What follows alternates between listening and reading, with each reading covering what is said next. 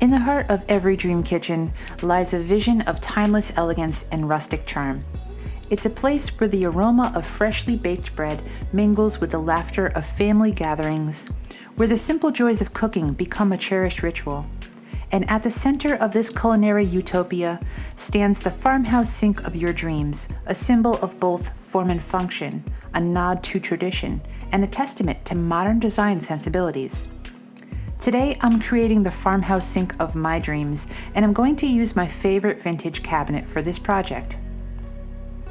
First, I need to remove the drawer and permanently mount it to the front of the cabinet. Then to cut out the opening for the sink. What I did to find the shape of the sink was to trace it onto a piece of cardboard and then transfer the drawing to the cabinet. To cut the opening, I'm using a chainsaw wheel on an angle grinder. Now let's see how the sink fits. Excellent. Take the sink out, mount on the top, and then cut the opening with a jigsaw. And now several layers of white paint. I'm also installing adjustable leveling feet under the front for some extra support.